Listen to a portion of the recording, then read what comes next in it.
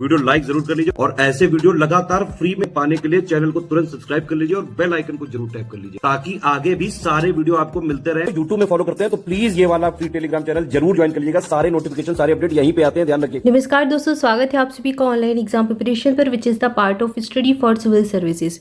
दोस्तों यहाँ पर हम यूपी पीसीएस 2023 प्री का पेपर डिस्कस करने वाले हैं। जीएस का पेपर 14 मई को हुआ था। जीएस और सीसेट प्रीलिम्स जो है यूपीपीएससी यूपीपीसीएस प्रीलिम्स जो है 14 मई को कंडक्ट करवाया गया था। दो पेपर होते हैं, जीएस का और सीसेट का। तो जीएस के पेपर में सबसे ज़्यादा प्रश्न कहाँ से पूछे गए? करंट अफेयर से। 29 के करीब प्रश्न जो है करंट अफेयर से आए हैं। तो ये बहुत ज़्यादा वेटेज होता है, जहाँ पर एक ही सेक्शन से बहुत प्रश्न आए। तो लास्ट 2-3 साल का अगर आप एनालिसिस करें तो भी आप देखेंगे करंट अफेयर से लगातार बहुत प्रश्न पूछे ही जाते हैं। लास्ट ईयर 33 पूछे गए थे, उसके पहले भी 30 अप्रॉक्स पूछे गए थे और उसके भी पहले 28 से 29 प्रश्न करंट अफेयर से पूछे गए थे। तो लगातार 3-4 सालों से बहुत ज़्यादा करंट अफेयर पूछा जा रहा है। आज कुछ प्रश्न डिस्कस करेंगे। सबसे अच्छी बात यह है कि करंट अफेयर के ये प्रश्न जो पूछे जाते हैं ये आपको स्टडी फॉर सिविल सर्विसेज के कंटेंट में मिल जाते हैं। स्टडी फॉर सिविल सर्विसेज का जो पापा वीडियो आता है करंट अफेयर का, एग्जाम के कुछ दिन पहले 13-14 घंटे का आपने देखा होगा वीडियो अगर, तो उसमें भी आपको सारे प्रश्न मिल रहे होंगे। और जो लगातार मंथली करंट अफेयर भी स्टडी फॉर सिविल सर्विसेज का फॉलो करता है उसको भी लगातार प्रश्न देखने को मिले होंगे। तो ये सारी चीज़ें आप जरूर ध्यान में रखें। और अगर आप 2024 के लिए प्रिपेयर कर रहे हैं प्रीलिम्स के लिए, तो आप अभी से पढ़ना स्टार्ट कर दें, अभी से मंथली करंट अफेयर को फॉलो करना स्टार्ट कर दें। ठीक है, कंपाइलेशन जो आता है उसको पढ़े, क्विज सॉल्व करें अभी से बिल्कुल, क्योंकि कंपटीशन बहुत टफ है। वैकेंसीज भी उतनी ज़्यादा नहीं होती हैं जिस हिसाब से कंपटीशन होता है। तो आप सबको अपनी अगर सीट सिक्योर करनी है, कट ऑफ क्लियर करना है, तो अभी से प्रिपरेशन स्टार्ट कर दीजिए। 2024 के लिए प्लेलिस्ट बना दी गई है, 2024 के लिए स्टार्ट हो चुकी है प्रिपरेशन, तो बिल्कुल लग जाइए अभी से। ठीक है, तो चलिए अब यहाँ पर हम प्रश्न डिस्कस करते हैं, साथ ही साथ आपको दिखाएंगे कि स्टडी फॉर सिविल सर्विसेज के कंटेंट में कहाँ पे कौन सी चीज़ दी गई है और कैसे डायरेक्टली पूछी गई है, ताकि आपको ये प्रूफ मिले, आपको विश्वास रहे। आप सिर्फ ऐसे कहने पर भी विश्वास ना करें, आप खुद अपने आँखों से देख कर विश्वास करें और चीज़ों को देखें, क्योंकि जो चीज़ आँखों से देखी जाती है वो चीज़ ज़्यादा सच्चाई होती है, उस चीज़ में वो ज़्यादा सही होती है। तो आप आँखों से अपनी देख कर चीज़ों का एनालाइज करें और देखें कि बिल्कुल डायरेक्टली प्रश्न स्टडी फॉर सिविल सर्विसेज के कंटेंट से ही आते हैं। अब यहाँ पर एक प्रश्न दिया गया है, इसके 2 पार्ट आ चुके हैं। अगर आप प्रीवियस पार्ट देखना चाहते हैं तो वो दे सकते हैं। यहाँ पर अब हम ये वाला प्रश्न देख रहे हैं, एससीयू फिल्म महोत्सव 2023 के संदर्भ में कौन सा कथन सही है? एचसीयू फिल्म महोत्सव हुआ, ये 2 कथन यहाँ पर दिए गए हैं। अब यहाँ पर आपको ये स्टडी फॉर सिविल सर्विसेज के कंटेंट का स्क्रीनशॉट दिया गया है कि यहाँ पर जो है मुंबई में इसका आयोजन करवाया गया था। यहाँ पर दे दिया आपको प्रश्न में इसका आयोजन कहाँ पर करवाया गया था, इसकी अध्यक्षता एससीयू फिल्म महोत्सव देशों की फिल्मों को ये दिखाई जाएंगी। तो ये आयोजन मुंबई में करवाया गया था और इस महोत्सव का आयोजन राष्ट्रीय फिल्म विकास निगम के द्वारा के माध्यम से सूचना और प्रसारण मंत्रालय के द्वारा किया जा रहा है। तो ये आपको कंटेंट में यहाँ पर दिया गया है। अब आप इसको सॉल्व कर सकते हैं। इसके बाद अगला प्रश्न यहाँ पर दिया गया है, निम्नलिखित में से किसे 2023 में न्यूजीलैंड के प्रधानमंत्री के रूप में चुना गया? तो ये चुने गए थे क्रिस हॉपकिंस। यहाँ पर ऑप्शन डी सही उत्तर हो जाएगा। अगला प्रश्न यहाँ पर दिया गया है कि निम्नलिखित में से कौन सा प्रावधान सही सुमेलित नहीं है? तो यहाँ संविधान के भाग से प्रश्न आ गए। लगातार आपको बताया गया था कि कुछ टॉपिक बहुत ज़्यादा इंपॉर्टेंट होते हैं और हर साल प्रश्न होता है। संविधान के भाग से, अनुच्छेद से, आर्टिकल से सब हर बार प्रश्न पूछते ही हैं, 1 या 2 प्रश्न आते ही हैं। संशोधन हुए, कुछ इंपॉर्टेंट आपको कॉन्स्टिट्यूशन अमेंडमेंट पढ़ने ही होते हैं, उनसे प्रश्न पूछते हैं। ठीक है, तो ये आपको अलग से इनके वीडियोस भी मिले होंगे, तो आप इसको अभी से प्रिपेयर करना स्टार्ट कर दें। साइंस में जैसे विटामिन हो गया, इसके प्रश्न पूछे ही जाते हैं। अब यहाँ पर देखिए भाग दिए गए हैं और भाग का विषय दिया गया है। राजभाषा कौन से भाग में, संघ राज्य से क्षेत्र कौन से भाग में, अनुसूचित जनजाति क्षेत्र SC/ST क्षेत्र किस भाग में और अधिकरण किस भाग में है। ये दिया गया अधिकरण 14 का में है, राजभाषा 17 में है, संघ राज्य क्षेत्र 8 में है। ठीक है, और कौन सा सुमेलित नहीं है अब आप यहाँ पर छांट सकते हैं। इसके बाद ये अनुसूचित जनजाति क्षेत्र यहाँ पर दिया गया भाग 10 में है। अगला प्रश्न दिया गया है, भारत के किस भाग में हांगुल नाम का हिरण पाया जाता है? इसकी प्रैक्टिस आपको टेस्ट सीरीज में करवाई गई थी। सेम प्रश्न है। प्रोजेक्ट हंगुल 1950 में जम्मू कश्मीर सरकार के द्वारा शुरू किया गया था। हंगुल जम्मू कश्मीर का राजकीय पशु है, तो कहाँ पाया जाएगा? जम्मू कश्मीर में। ऑप्शन बी सही उत्तर हो जाएगा।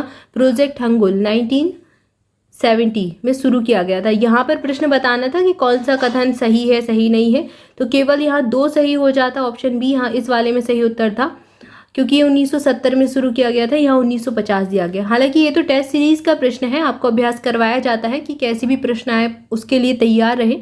लेकिन आपको एग्जाम में सिंपली प्रश्न पूछा गया है कि ये जो हिरण है ये कहाँ पाया जाता है, तो जम्मू कश्मीर में मिलेगा। इसके बाद आगे बढ़ते अगला प्रश्न देखते हैं। रियो से प्रश्न पूछा गया है, एजेंडा 21। ये डायरेक्ट आपको यहाँ प्रश्न देखो, यहाँ पर प्रैक्टिस करवाई गई है पेड क्विज में।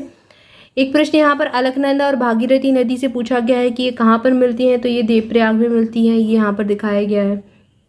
इसके बाद अगला प्रश्न है, गोल्डन ग्लोब पुरस्कार विजेता गीत नाटू नाटू के रचनाकार कौन थे, ये आपको दिया गया है। ये तो बहुत चर्चा में रहा। सर्वश्रेष्ठ मूल गीत Mohan picture Naatu Naatu RRR movie का ये सॉन्ग था, जिसको कई सारे अवार्ड मिले हैं। 80वां गोल्डन ग्लोब अवार्ड 2023 में मिला था। और इस गाने का जो म्यूजिक है MM कीरवानी ने दिया था। MM कीरवानी ऑप्शन बी में दिया गया है, यहाँ पर ये सही उत्तर कर सकते हैं आप। तो यहाँ पर ये देखिए स्टडी फॉर सिविल सर्विसेज के कंटेंट में आपको मिला है। इसके बाद अगला प्रश्न यहाँ पूछा गया है, सर्वोच्च न्यायालय के एक न्यायाधीश का त्यागपत्र संबोधित होता है, तो न्यायाधीश अपना त्यागपत्र किसे देता है।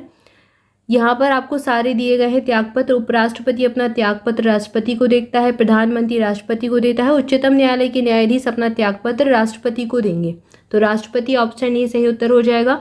और ये प्रश्न आपको test series SCS test series में इसकी प्रैक्टिस करवाई गई है। इस प्रश्न की एज इट इज प्रश्न यहाँ पर पूछा गया है। अगला प्रश्न पूछा गया है, मानव हृदय कितने चैम्बर से बना होता है। मानव हृदय में कितने चैम्बर होते हैं, ये देखिए मानव हृदय के बारे में। मानव हृदय में 4 कक्ष होते हैं। हृदय की चैम्बर की दीवारें मांसपेशियों से बनी होती हैं। कौन सा कथन सही है, दोनों ही सही है, मतलब कि 4 चैम्बर 4 घटक होते हैं, ये ऑप्शन ही सही उत्तर हो जाएगा। तो प्रैक्टिस भी आपको क्विज की करवाई जाती है टेस्ट सीरीज के माध्यम से, कैसे ना कैसे करके आपको प्रश्न कहीं ना कहीं पर आपको मिल ही जाएगा। आप प्रैक्टिस कर चुके होंगे उसकी, और एक बार नहीं कई बार ये प्रश्न आपको कंठस्थ हो जाते हैं, याद हो जाते हैं, जब आप लगातार प्रैक्टिस करते हैं, लगातार क्विज लगाते हैं। तो क्योंकि प्रैक्टिस से तो इंसान को चीज़ें याद होती हैं, प्रैक्टिस परफेक्ट बनाती है, इसलिए आपको लगातार क्विज के माध्यम से भी प्रैक्टिस करवाई जाती है ताकि आप अच्छा परफॉर्म कर सकें। अब यहाँ पर ये प्रश्न दिया गया है, जल रोकथाम और प्रदूषण नियंत्रण अधिनियम निम्नलिखित में से किस वर्ष आया था। तो यहाँ पर देखिए सेम एज इट इज प्रश्न आपको स्टडी फॉर सिविल सर्विसेज के कंटेंट में मिल जाएगा। ये 1974 में आया था, ये ऑप्शन सी यहाँ पर दिया गया है, यहाँ पर B नंबर पर था, यहाँ C नंबर पर दिया गया है।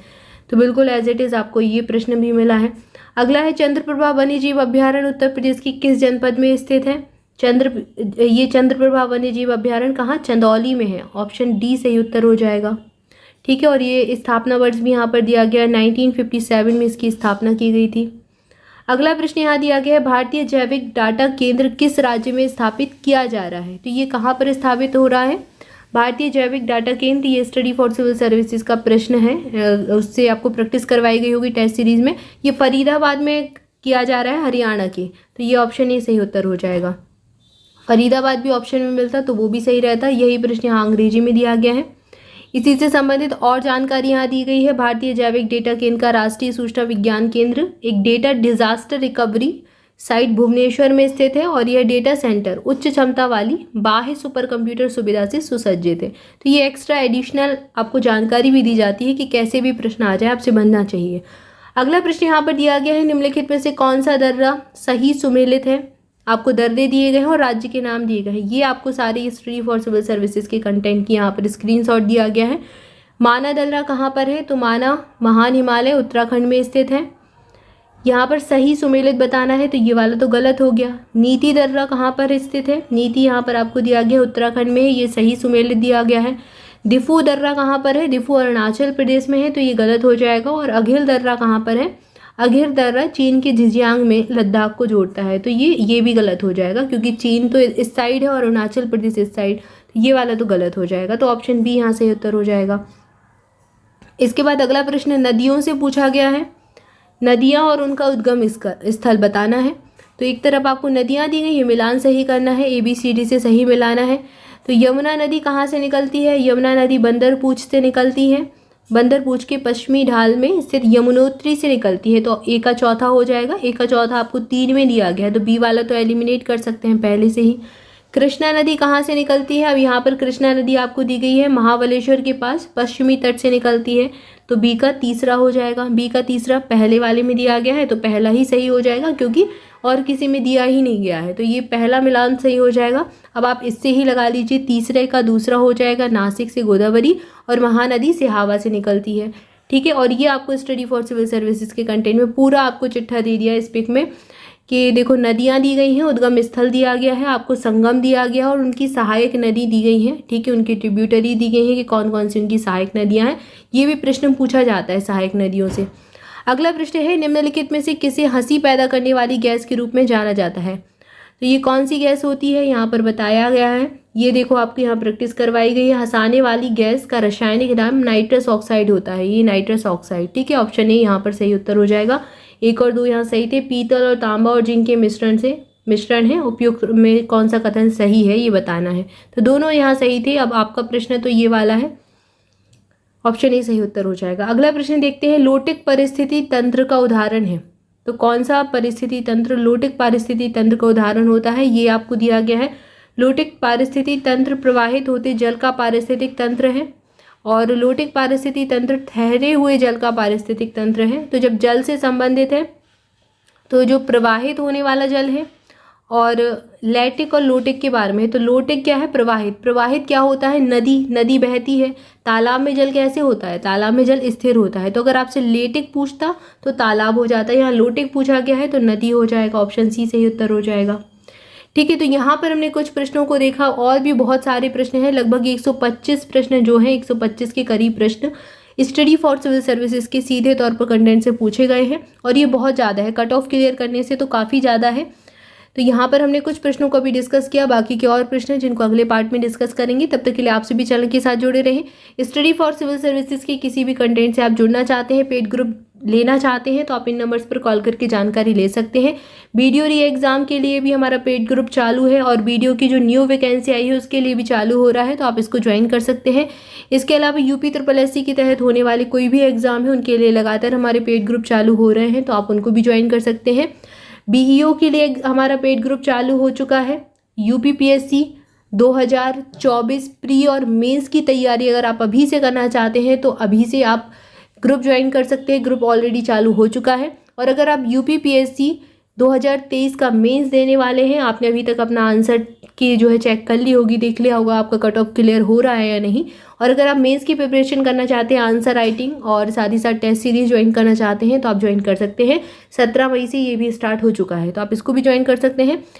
तो आपको कोई भी चीज़ अगर ज्वाइन करनी है, कोई भी ग्रुप ज्वाइन करना है, पेड क्विज लगाना है, प्रैक्टिस क्विज लगाना है, तो आप इन नंबर्स पर कॉल करके जानकारी ले सकते हैं। और मोर अपडेट्स के लिए आप हमारा टेलीग्राम ग्रुप ज्वाइन कर सकते हैं, उसकी लिंक आपको डिस्क्रिप्शन मिल जाएगी।